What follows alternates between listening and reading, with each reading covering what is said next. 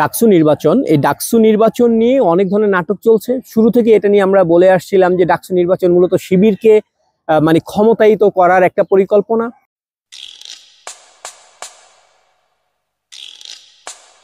আপনারা জানেন যে বর্তমানে ঢাকা বিশ্ববিদ্যালয়ে যে ভিসি রয়েছে, সে হচ্ছে গিয়ে চট্টগ্রাম বিশ্ববিদ্যালয়ে যখন পড়াশোনা করতো সে শিবিরের রাজনীতির সঙ্গে জড়িত ছিল। তো একটা ইউনিভার্সিটির মানে ভিসি পদে হচ্ছে গিয়ে যিনি একটা রাজনৈতিক দলের সমর্থক, একটা রাজনৈতিক দলের কর্মী, তাকে বসানো হয়েছে ভিসি হিসেবে। তো সেখানে ছাত্র শিবির জাতীয় সংসদ নির্বাচনের আগে মূলত তাদের যে সক্ষমতা সেটাকে যাচাই করতেছে। শিবির দেখতে চাচ্ছে যে একটা নির্বাচনকে ম্যানিপুলেট করা কতটা তাদের দ্বারা সম্ভব হয়, বা একটা নির্বাচন নিয়ন্ত্রণ করতে গেলে বা একটা নির্বাচন দখল করতে গেলে কোন কোন দিক থেকে বাধা আসতে পারে সেই ব্যাপারটা নিশ্চিত হতে চাচ্ছে শিবির।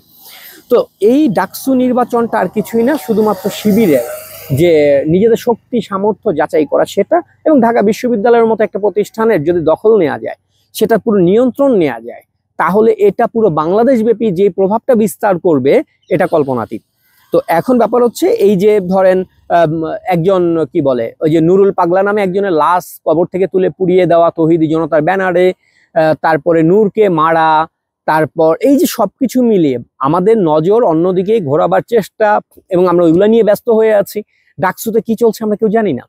আপনারা একটা জিনিস দেখেছেন যে ডাকসুর যে হচ্ছে গিয়ে ফরহাদ প্রার্থী, ফরহাদের নামে যখন হচ্ছে গিয়ে আদালতে রিট পিটিশন করলো একজন বামপন্থী যে প্যানেলের একজন কি বলে প্রার্থী নেত্রী একজন, সে যখন রিট আবেদন করলো, সেই সময় ডাকসুর থেকে ফরহাদের পক্ষে যে আদালতে দাঁড়িয়েছিল তার নাম হচ্ছে কি শিশির মনির। এই শিশির মনির হচ্ছে গিয়ে জামায়াতের এনলিস্টেড একজন আইনজীবী। সে হচ্ছে গিয়ে জামাতের পক্ষে এখন পর্যন্ত সব মামলাগুলো সে লড়ছে, এবং এই রাজাকার হচ্ছে পরিচিত একটা রাজাকার। এই শিশির মনির পাকিস্তানপন্থী হায়নার বাচ্চা, ও হচ্ছে গিয়ে মানে রাষ্ট্রপক্ষের থেকে ফরহাদের পক্ষে মামলা লড়ে। ভাবেন যে কতটা ভয়ঙ্কর ওপেন তারা ইয়েটা করতে সাহস পাচ্ছে এখন। তারপরে পুলিশ কমিশনার সেই যে ইয়াটা হলো, রিট পিটিশনটা হলো, রিট পিটিশনের পরেই পুলিশ কমিশনার বলে দিল যদি কেউ নির্বাচন বানচাল করতে চায় তাদেরকে কঠোর হাতে দমন করা হবে। এটা ছিল বামপন্থীদের জন্য একটা ওয়ার্নিং, মানে পুলিশের পক্ষ থেকে, যে তোমরাই যে ফরহাদের নামে মামলা করছো বা তোমরা যে ঝামেলা করতে চাইতেছো, তোমাদের ব্যাপারে কঠোর অবস্থানে যাওয়া হবে। এবং আপনারা দেখছেন যে ডাকসু নির্বাচনে আজ পর্যন্ত কোনোদিন পুলিশ নিয়োগ হয় নাই। ডাকসু নির্বাচনটা ঢাকা বিশ্ববিদ্যালয়ে স্বায়ত্তশাসিত একটা প্রতিষ্ঠান, বা ধরেন যে ওই ডাকসু ডাকসু হচ্ছে স্বায়ত্তশাসিত একটা জায়গা, স্টুডেন্টদের একটা জায়গা, সেখানে পুলিশ নিয়োগের কোনো সুযোগ নেই। এবং ওটা প্রক্টোরিয়াল বডি আছে, প্রক্টোরিয়াল বডি এটাকে নিয়ন্ত্রণ করে। যদি কোনো জটিলতা হয় সেখানে সেনাবাহিনী নিয়োগের কথা হলো, সেনাবাহিনী সেখানে ইন্টারফেয়ার করবে ঘোষণা দিল, তারপরে চারদিকের প্রতিবাদের মুখে সেনাবাহিনী বলল না আমরা এটার মধ্যে যুক্ত হচ্ছি না, কিন্তু পুলিশ থাকবে সব জায়গায়। আর পুলিশ প্রধানই বলে দেয় যে ফরহাদদেরকে যদি কোনোভাবে ডিস্টার্ব করা হয় কঠিনভাবে দমন করা হবে। এই পুলিশ প্রশাসন, এই ভিসি, এরা মিলে আপনার মনে হয় নির্বাচন করার জন্য আসছে এখানে?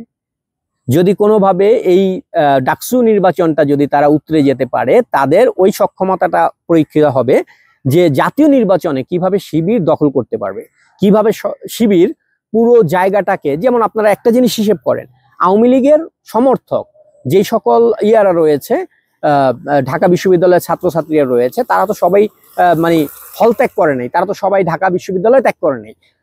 তো আওয়ামী লীগের সমর্থক যারা, তাদের ভোটগুলো কোথায় যাবে? কোথায় যাবে হচ্ছে গিয়ে সেই সব ছাত্রছাত্রীদের ভোট যারা শিবিরকে পছন্দ করে না, যারা ধরেন বামপন্থী মেঘমল্লার বসু টাইপের বামদেরকেও পছন্দ করে না, যারা ওই যে উমামা ফাতেমা টাইপের মুখোশধারী এনসিপি কিংস পার্টির যে ক্যান্ডিডেট তাদেরকেও পছন্দ করে না। এই যে সাধারণ নাগরিকরা বা সাধারণ ভোটাররা ডাকসু, তারা ভোটটা কোথায় দেবে? মূলত এই ভোটগুলোই হচ্ছে গিয়ে মূল খেলাটা। শিবিরের ঢাকা বিশ্ববিদ্যালয়ে সমর্থন নাই, মানে ওদের পুরো পৃথিবীতেই কোনো সমর্থন নাই জামাতের। তো শিবির জানে তাদের সমর্থন ওই লেভেলে নাই যে তারা ডাকসু জিততে পারে, কিন্তু তারা যেটা করবে সেটা হচ্ছে আওয়ামী লীগ পন্থী যারা রয়েছে, আওয়ামী লীগের ভোটার যারা রয়েছে ডাকসুতে, সেই ভোটগুলাকে তারা কিভাবে জালিয়াতি করে নিজেদের বাক্সে ঢুকাবে পরিকল্পনা চলছে সেটা। কিভাবে সাধারণ শিক্ষার্থী যারা এদের কাউই পছন্দ করে না, যারা মোটামুটি এর বাইরে কোনো একটা ভোটের চিন্তা করে বা প্রার্থী আশা করে, তাদের ভোটগুলোকে কিভাবে জিম্মি করবে মানে শিবির, পরিকল্পনাটা এটা। মেঘমল্লার বাসু অলরেডি হসপিটালে ভর্তি, বামপন্থী যে প্যানেলটা ছিল পুরোটা সাইলেন্ট হয়ে গেছে। সোশ্যাল মিডিয়ায় তাদেরকে যেইভাবে হেনস্থা করা হয়েছে দেখছেন আপনারা, যে রাজাকার ইস্যু নিয়ে কথা বলার কারণে। হ্যাঁ, একজন প্রার্থী দুদিন আগে বলেছে যে আমার ভোটে জেতা লাগবে না, আমি আমার জীবনের নিরাপত্তা চাই, আমি শুধু একটু বেঁচে থাকতে চাই। তো সেই জায়গা থেকে আপনারা একবার ভাবেন যে শিবির কতটা প্রেশারের মধ্যে রেখেছে বামপন্থী ক্যান্ডিডেট থেকে শুরু করে অন্যান্য সকল ক্যান্ডিডেটদেরকে। যেই মুখ খুলতেছে তাকে মবের মাধ্যমে হোক, প্রশাসন দিয়ে হোক, কিংবা ভিসিকে দিয়ে হোক, সবাইকে সাইজ করে ফেলতেছে। এই নির্বাচনটা মূলত হচ্ছে গিয়ে শিবিরের নিজের সক্ষমতা জানান দেবার চেষ্টা। এটা হচ্ছে গিয়ে জাতীয় যে নির্বাচন, সেই নির্বাচনকে কিভাবে তারা দখল করবে সেটার একটা প্র্যাকটিস ম্যাচ চলতেছে। এবং পৃথিবীতে কারো ক্ষমতা নাই এই পুলিশ প্রশাসন, এই ভিসি এবং এদের দ্বারা পরিচালিত একটা নির্বাচনে শিবিরের বাইরে কাউকে জয়ী করে আনে। সেই ধরেন দুই একটা পদ ছেড়ে দেবে শিবির ইচ্ছা করি, আচ্ছা ওইটা অমুকরে দিয়ে দাও, হ্যাঁ ভিপিটা হয়তো বামপন্থী কাউকে দিয়ে দাও, জিএসটা আমাদের। মানে সবকটার সিস্টেম করে তারা হয়তো 2-4-5টা বামদেরকে ছাড়বে শুধুমাত্র দেখানোর জন্য যে নির্বাচন ফেয়ার হয়েছে। এই নির্বাচন ফেয়ার হওয়ার ন্যূনতম কোনো সুযোগ নাই, যেখানে ভিসি নিজেই জামাতের একজন হায়ানা, পরীক্ষিত একজন শিবিরের কর্মী। সে এখন নির্বাচন করতেছে ডাকসু। ডাকসু নির্বাচনের এত উতাল পাতাল কেন শুরু হয়ে গেল মানে এই সরকার আসার পরই? কারণ শিবিরের হাতে প্রথমে ঢাকা বিশ্ববিদ্যালয়ের ক্ষমতা তুলে দেওয়া। তো এই যে নির্বাচন, এই নির্বাচনের বিরুদ্ধে কথা বলেন, এই সাজানো নির্বাচন, পাকিস্তানিদের নির্বাচন, এইসব রাজাকারের বাচ্চাদেরকে ক্ষমতায়িত করার যে নির্বাচন, এই নির্বাচনের বিরুদ্ধে কথা বলেন।